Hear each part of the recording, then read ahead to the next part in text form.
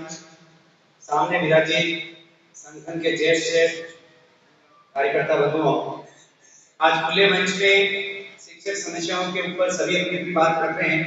कुछ बिंदु मैं भी संगठन के संज्ञान में लाना चाहूंगा जो समाधान के योग्य है या संगठन को इसका समाधान करवाना चाहिए। माध्यमिक शिक्षा में प्रधानाध्यापक का एक पद हुआ करता था, सरकार ने उस पद को समाप्त कर दिया है और उसकी जगह उप प्रधानाचार्य का नया पद सृजित किया है। मेरा निवेदन है कि जब प्रधानाध्यापक पद पर सीधी भर्ती होती थी तो कुछ युवा लोग उस पर सीधी भर्ती से आते थे और अनुभव और युवा का सामंजस्य होकर शिक्षा विभाग नई ऊंचाइयों की ओर अग्रसर होता था। लेकिन अब 100% पदोन्नति से भरने का जो प्रधानाचार्य पद पर प्रावधान किया है वो विभाग के हित में नहीं है। 50% पदों पर सीधी भर्ती होनी चाहिए ताकि युवा जो है इस प्रशासनिक पद पर आ सके और अपने नवाचारों से विभाग को लाभान्वित कर सके और 50% पद पर पदोन्नति होनी चाहिए ताकि जो हमारे अनुभवी शिक्षक साथी हैं वो इस प्रधानाचार्य पद पर अपने अनुभव का लाभ शिक्षा विभाग को प्रदान कर सके। तो प्रधानाचार्य के 50% पदों पर सीधी भर्ती और 50% पदों पर पदोन्नति का प्रावधान जो है वो सभी शिक्षक के हित में, ये ऐसा सरकार से आग्रह किया जाना चाहिए। डीपीसी सरकार ने इस बार प्रावधान किया है कि वर्ष में 2 बार डीपीसी की बैठक होगी, लेकिन बड़ा खेद है कि 3 साल की डीपीसी नहीं हुई। सेकंड ग्रेड की उदयपुर मंडल की 3 साल की बकाया है, वरिष्ठ अध्यापक से व्याख्याता की 3 साल की बकाया है। 2 साल डीपीसी गठन का प्रावधान करने से कोई फायदा नहीं मिला है। डीपीसी जब हुई नहीं तो प्रावधान करने का कोई फायदा हमारे शिक्षक साथियों को नहीं मिल पाया है। तो जब भी डीपीसी हो, सरकार ने अभी आनंद फानंद में सुनने में आ रहा है कि डीपीसी की तैयारी भी की है और हो रही है, लेकिन आचार संहिता लग गई है तो अभी कोई संभावना नजर नहीं आ रही है। तो सरकार से आग्रह रहेगा कि तुरंत इस आचार संहिता के समाप्त होते ही तीनों वर्षों की जो बकाया डीपीसी है सभी संवर्ग की वो शीघ्र पूरी की जाए। डीपीसी नहीं होने से नुकसान हो रहा है कि व्याख्याता और वरिष्ठ अध्यापक के पद तो खाली चल रहे हैं और इधर हमारे 33 श्रेणी अध्यापक पर सीधी भर्ती जो शिक्षक साथी आ रहे हैं उनको नियुक्ति के लिए खाली पद नहीं मिल रहे, तो उनको पद लगाया जा रहा है। और पिछले 1 महीने में शिक्षा व्यवस्था में जो पदस्थापन जो है वो इतनी अव्यवस्था हो गई है कि पता ही नहीं चल रहा है कि कौन व्यक्ति कहां काम कर रहा है। 3rd ग्रेड को 2nd ग्रेड के विरुद्ध बदल दिया है, हिंदी वाले को अंग्रेजी के विरुद्ध बदल दिया है, अंग्रेजी वाले को लेक्चरर के अगेंस्ट बदल दिया है। तो ये जो अव्यवस्था है पदोन्नति होने से अपने आप इसका समाधान हो जाएगा, ऐसा मेरा आग्रह है। एक मेरा आग्रह है उत्तम हेल्पर, वो हमारा सहयोगी है। अगर कोई प्राइमरी विद्यालय है तो मैं कह रहा हूं अगर वहां एकल अध्यापक है, 2 अध्यापक भी है तो उत्तम हेल्पर का वहां काफी सहयोग रहता है। उसके मानदेय में सरकार ने थोड़ी बहुत बढ़ोतरी की है, उनको 2003 रुपए प्रति माह दिए जा रहे हैं जो न्यूनतम मजदूरी से काफी कम है। तो मेरा आग्रह रहेगा कि उसके काम को देखते हुए, क्योंकि उत्तम हेल्पर सफाई का गारंटी करता है, वो पानी अगर पिलाने के लिए पानी लाना तो वो भी काम करता है, विद्यालय की साज सज्जा के लिए भी काम करता है। तो उसके कार्य को देखते हुए उसका कम से कम मासिक मानदेय 5000 रुपए प्रति माह होना चाहिए ताकि विद्यालय सहयोग में उसका हम अधिक से अधिक लाभ ले सकें। इसके साथ ही दूध गर्म करने के लिए किसी का ध्यान नहीं जाता है। सरकार की तरफ से दूध गर्म करने के जो पारिश्रमिक है वो 500 रुपए दिया जा रहा है। अब मान लो महीने में 20 वर्किंग डे होते हैं, अब अमूमन 20 से कम तो होते ही नहीं है, तो 20 से 25 दिन कौन व्यक्ति आएगा आपके 500 रुपए में? 20 रुपए प्रतिदिन में कौन आएगा वहां दूध गर्म करने के लिए? लेकिन न जाने अधिकारी कैसे बैठ के योजना बनाते हैं कि 500 रुपए में पूरे महीने दूध गर्म करना। लेकिन दूध गर्म नहीं करना, यूं ही किसी को बुलाओ कि मैं 500 रुपए दूंगा, रोज मेरे से मिलके जाना, तो भी कोई आपके पास नहीं आएगा। बड़ा यूं लगता है कि कैसे योजना बन गई होगी ये 500 रुपए में दूध गर्म करना। तो सरकार से मेरा आग्रह है कि दूध गर्म करने वाला जो मानदेय है उसका कम से कम 2500 रुपए प्रति माह किया जाए। और ये दूध का जो पाउडर का दूध बनाते हैं, मैं ग्रामीण क्षेत्र से आता हूँ, ग्रामीण क्षेत्र में बच्चे वास्तव में गाय भैंस बकरी का दूध पीते हैं और जब उनको पाउडर का दूध बना के पिलाते हैं तो बच्चे कहते हैं सर नहीं पिएंगे, हम हमें उल्टी हो जाती है, ये हो जाता है। मैं कह रहा हूँ सरकार 2 दिन ही दूध दे, 3 दिन दे, लेकिन उनको वास्तविक दूध दे। इस पाउडर वाली बीमारी को बंद करें। ये बच्चे जो है इसमें रुचि नहीं ले रहे और बच्चों को इसका कोई लाभ नहीं मिल पा रहा, यही वास्तविकता है। तो इस पाउडर को बंद करके वास्तविक दूध चालू किया जाए, चाहे 2 दिन ही दे।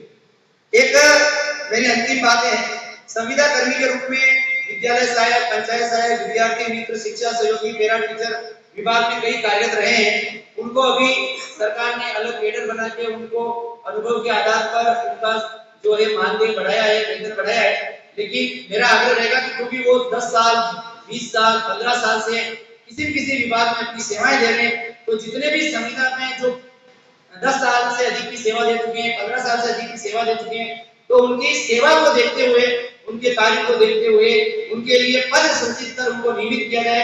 ऐसा सरकार ने भी किया भी है। मदरसों में जो 5000 पैरा टीचर है उनके लिए अभी 9 तारीख को आचार संहिता लगी थी और 8 तारीख को उनके लिए पद सृजित कर उनके समाजन के आदेश नियमित करने के आदेश सरकार ने जारी किए हैं।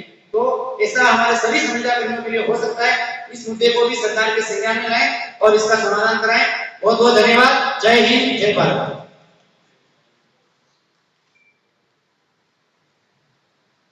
संघ जी लगाना बहुत सारे सुझाव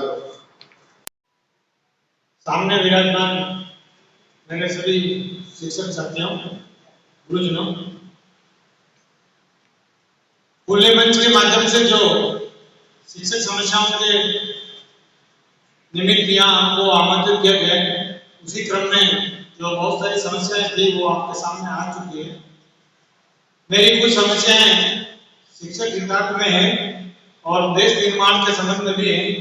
मेरा मंच के माध्यम से आग्रह है कि उन समस्याओं को बिल्कुल सरकार के पास पहुंचाने का कष्ट करें और सरकार के पास पहुंचाने के बाद उनको लागू करवाने का कष्ट भी करें। नवीन सरकार जो भी गठित होगी, मेरा मंच के माध्यम से आग्रह है। वैसे सबके चेहरों से लग रहा है कि सरकार अच्छी ही आएगी। पुरानी सरकार ने जो ओपीएस की घोषणा की थी उसको ये बड़ी कड़वी बात है। बिल्कुल नवीन सरकार भी उस ओपीएस की घोषणा को जारी रखें, उस योजना को कतिपय बंद कराने की कोशिश न करें। साथ ही आरजीएसएस में जो निजी अस्पताल है उसमें प्रतिदिन का 1000 का कैश लिमिट कर रखा है कि जो दवाई खरीदी जाएगी वो 1000 रुपए तक की खरीदी जाएगी। हर शिक्षक से आरजीएसएस के रूप आरजीएसएस सुविधा देने के लिए कटौती के रूप में जो अंशदान काटा जा रहा है और सरकार बदले में उसके ऊपर लिमिट भी लगा देती है कि 1000 रुपए निजी अस्पताल से ही एक दिन में दवाइयां खरीद सकते हैं। इस लिमिट को तुरंत प्रभाव से बंद कराते हुए इस जो आरजीएसएस व्यवस्था है इसको खुले विचारों के तहत इसको समायोजन की जाए। अंग्रेजी माध्यम विद्यालय इस सरकार ने इतने खोल दिए कि जितने चाहो उतने विद्यालय, वैसे आप देख ही रहे हो, जितने चाहो उतने जिले, जितने चाहो उतने विद्यालय, लेकिन उन विद्यालयों में पढ़ाने वाला कोई नहीं, वहां की व्यवस्था कुछ नहीं। हिंदी माध्यम के बच्चे हैं उन्हीं को अंग्रेजी माध्यम में कन्वर्ट कर दिया। अरे जब आपकी कोई पॉलिसी बनी है तो उसके अंदर भी बालक शुरुआत से लगाकर अंत तक अंग्रेजी माध्यम में प्रवेश वाला होना चाहिए। 20 सत्र में जो बच्चा 5वीं 8वीं और 10वीं पढ़ रहा है, जिसने 5 साल 8 साल और 10 साल तक हिंदी माध्यम में पढ़ा है, वो एकाएक अंग्रेजी माध्यम को कैसे स्वीकार करेगा। लेकिन आपको तो योजना लागू करनी थी और आपने उसी हिंदी माध्यम को अंग्रेजी माध्यम में कन्वर्ट कर दिया। तो मेरा मंच के माध्यम से निवेदन रहेगा कि सरकार ऐसे विद्यालयों की स्थापना करने से पूर्व उनके पूरे मापदंड पूरे करते हुए विद्यालय खोले। साथ ही अंग्रेजी माध्यम विद्यालयों की स्थापना में अंग्रेजी माध्यम विद्यालयों के लिए केडर भी बनाया है।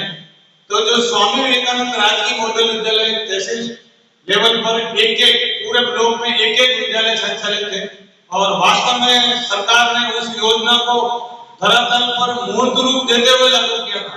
पहले विद्यालय खोले, भवन खोले, उन स्कूलों को बजट दिया और उसके बाद उनकी प्रवेश की प्रक्रिया प्रारंभ की। विगत 5 सालों में इस सरकार ने उन मॉडल स्कूलों पर अपना ध्यान देना बंद कर दिया और अपना ध्यान पूरा किधर समायोजन किया है आप सभी जानते हैं। तो मेरा मंच के माध्यम से आग्रह है कि जो अंग्रेजी माध्यम विद्यालयों में जो शिक्षक कार्यरत हैं, अंग्रेजी माध्यम विद्यालय जो स्वामी विवेकानंद मॉडल स्कूल के रूप में ब्लॉक पर चल रहे हैं, उन पर सरकार पूरा ध्यान दे, उनकी बजट की कटौती न करे और उनके अंदर जो कार्यरत कार्मिक है उनको अंग्रेजी माध्यम विद्यालय में केडर में समायोजित करे और उनको उस केडर में प्राथमिकता दे।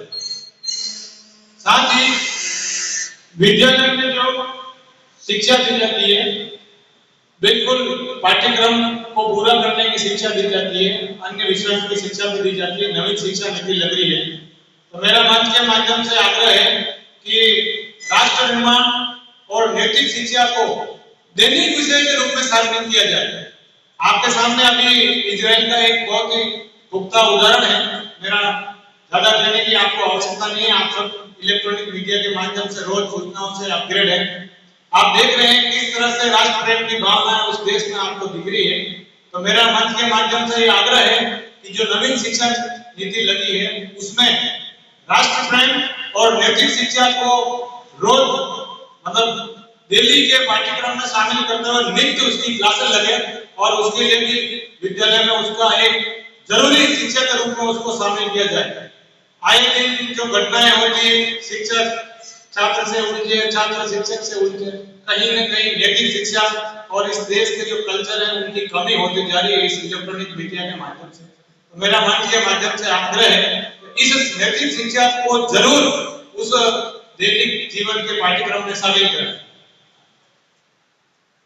गैर शैक्षणिक कार्यों से बिल्कुल शिक्षक वर्ग को मुक्ति चाहिए और बीएलओ का जो बहुत सारे जिलों में बहुत सारे तहसील में आदेश भी हुआ है। मेरा मंच के माध्यम से मंच के माध्यम से ये आग्रह रहेगा कि तुरंत ही उदयपुर जिले में भी शिक्षकों को बीएलओ से मुक्त कराया। ये अपने शिक्षक संगठन के लिए एक बहुत ही मतलब एक यूं कहते हैं ना शिक्षकों के जायज मन की बात का एक उदाहरण होगा कि वो बीएलओ का यहाँ से ऑर्डर पारित करा दे जिले के माध्यम से कि शिक्षक कोई भी बीएलओ का कार्य नहीं करेगा।